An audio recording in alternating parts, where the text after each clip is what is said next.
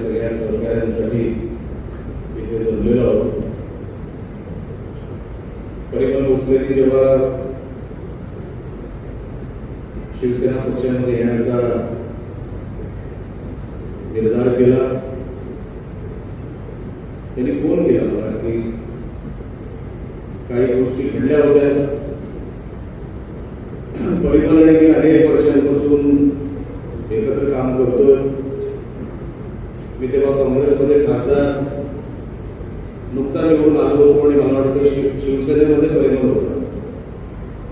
तेव्हापासून ते आतापर्यंत तो नंतर माझ्या पक्षात आला आणि मग आपण एकत्र काम देखील केले.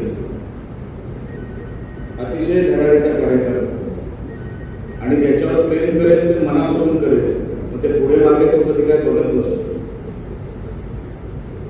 खरं तर चिपळूणमध्ये असे माझे सगळे सहकारी असेच राहिले ज्यांना चव्हाणसाहेब मी काय केलं मला माहीत नाही, मी काय केलं त्यांच्यासाठी मला माहीत नाही, कदाचित काहीच करू शकलो नाही, पण ते असे माझ्या मागे माझ्यासोबत सावलीसारखे उभे राहिले की किती जरी संकट आली, किती जरी संघर्ष आला गाड्यांच्या आयुष्यामध्ये, पण त्यांच्या जीवावर आम्ही ते सहज पेलत गेलो, आम्ही ते सहन करत गेलो.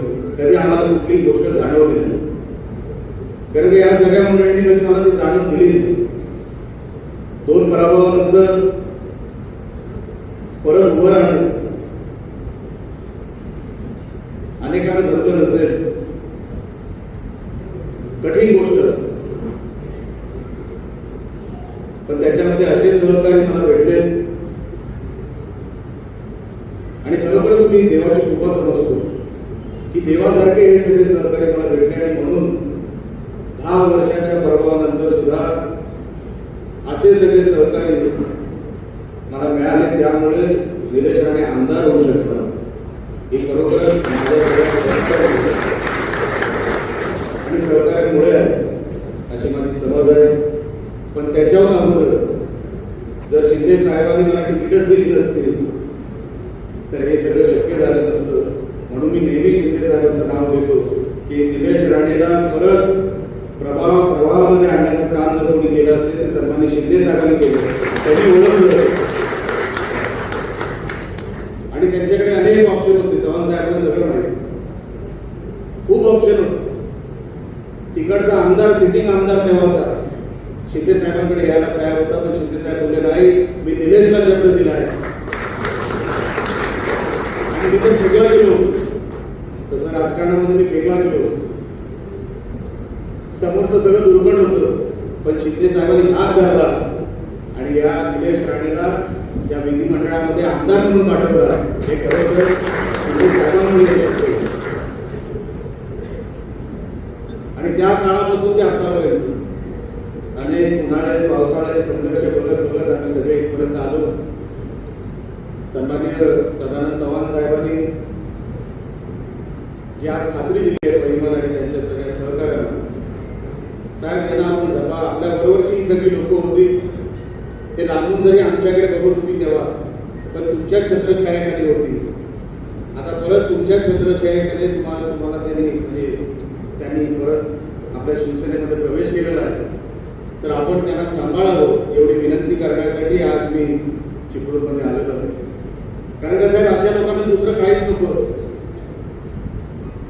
जेव्हा परिमल काँग्रेसमध्ये आला त्याच्यानंतर मी त्यांना सुखरूप नगरसेवक केला आणि नगरसेवक म्हणून पण शहराला आपण काय देऊ शकतो या भावनेतून त्यांनी नेहमी काम केलं. आज चिपळूण शहर मधोमध आहे. इकडून गोवा 250 किलोमीटर आणि एका बाजूने मुंबई 250 किलोमीटर असं मधोमध असलेलं शहर. महत्व राजकीय असेल, इतर सगळ्या गोष्टी सांस्कृतिक असेल, असं महत्व असलेलं शहर. आणि त्या शहरामध्ये सेवा करण्यासाठी ही जी आता आपण नगरपालिका जिंकली त्याच्यामध्येही आम्ही परिमलला तेव्हा पाठवलं होतं सिक्युरिटी नगरसेवक म्हणून. त्याच्या पलीकडे त्यांनी काम करायचा प्रयत्न केला, पण आता नवीन बॉडी बसलेली आहे. मी सन्माननीय सकपाळजींचं मनापासून अभिनंदन करतो. आम्ही बाहेरून सकपाळजी बघत होतो वेगवेगळी नावं येत होती की कदाचित हे नगराध्यक्ष म्हणून निवडून येतील, ते नगराध्यक्ष म्हणून निवडून येतील, पण आपण निवडून आला सगळ्यांची जिरवली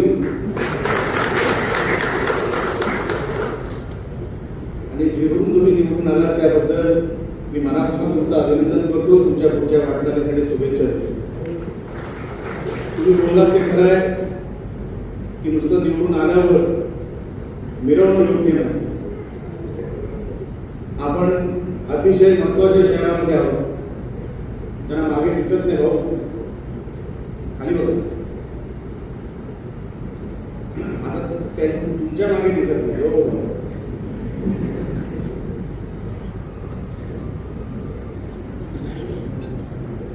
तर आपण चिपळूण शहरामध्ये काम करत असताना मी आता त्यांना व्यासपीठावरून शहराचा आराखडा विचारला.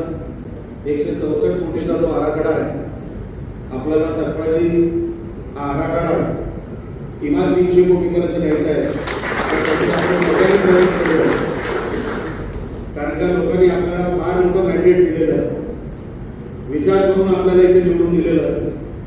तळ कोकणापासून इथपर्यंत आणि अगदी आपल्या कोकणातल्या सगळ्या जिल्ह्यांमध्ये शिवसेना आणि शिवसेनेचे सगळे उमेदवार चांगल्या मताने निवडून आले. माझ्या जिल्ह्यामध्ये तर माझ्या मतदारसंघामध्ये साहेब एकच सीट गेली, तुम्हाला पक्षाला गेली, मी काहीच ठेवलं नाही. सगळे आपल्याकडे जिल्हा परिषद सदस्य आपले वर्षभरामध्ये आसने नगर पंचायत होणार ती आपल्याकडे, जिल्हा बँक होणार ती आपल्याकडे. काही हरकत नाही, काही प्रॉब्लेम नाही. कारण का लोकांना आता विश्वास वाढलेला आहे. जर कोकणामध्ये कोण काम करू शकेल, महायुतीच्या माध्यमातूनच कामं होतील, इतर कुठल्याही पक्षाकडे त्याचा जबाबदार उपयोग नाही होणार याची लोकांना जाणीव झालेली, लोकांना खात्री पटलेली. म्हणून आपण जेव्हा आराखडे तयार करू, सन्मानित चव्हाण साहेबांना ते सगळे माहिती आहे, स्वतः ते आमदार राहिले जिल्हा परिषदेच्या माध्यमातून. चव्हाण साहेब मी काही गोष्टी तयार केल्या होत्या, काही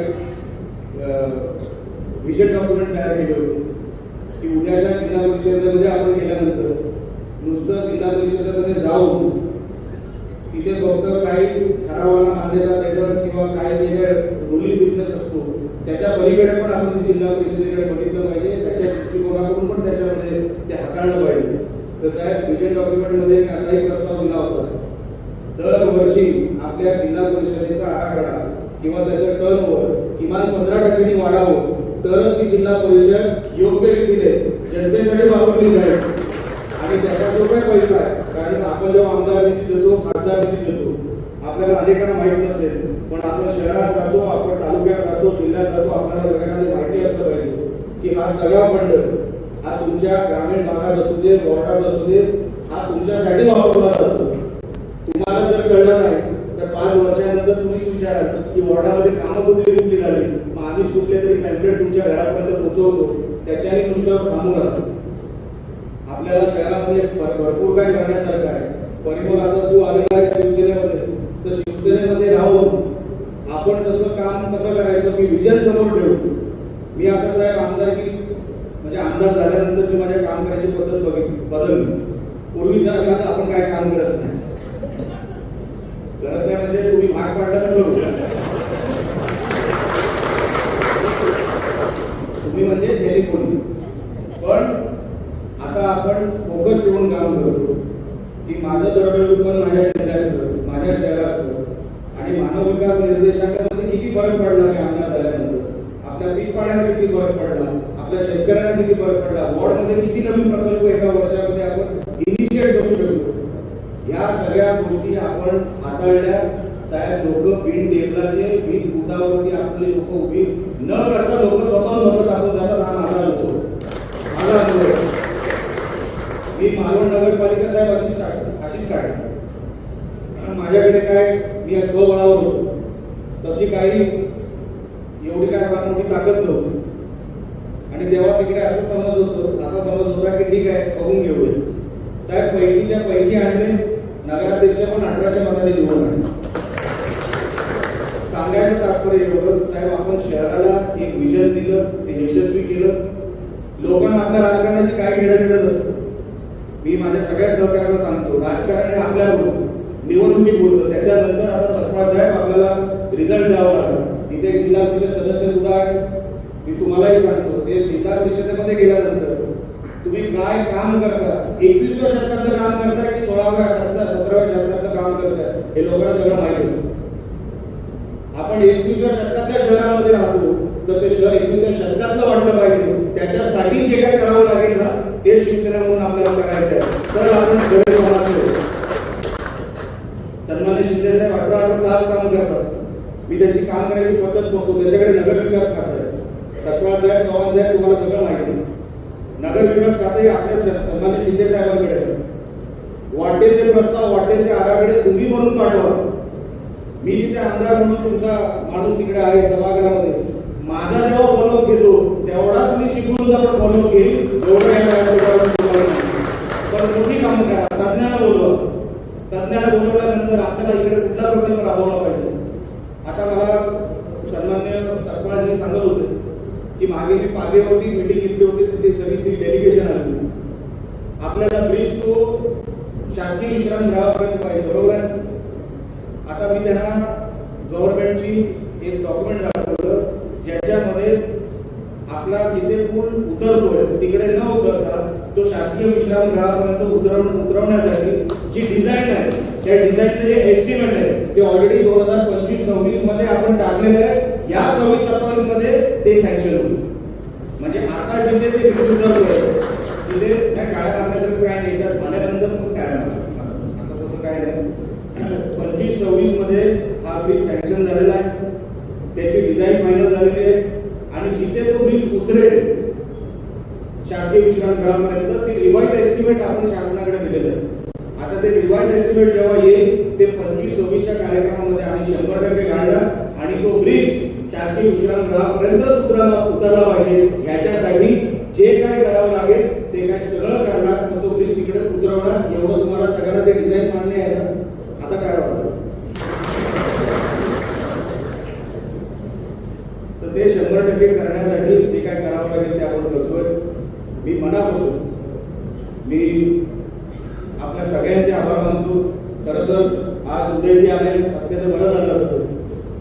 मी 3-4 दिवसापूर्वी त्यांच्याकडून वेळ घेतली होती आणि त्यांना सांगितलं होतं पण मला असं वाटतं प्रवासामध्ये कुठेतरी ते येऊ शकले नाही किंवा काहीतरी काम आलं अचानकपणे.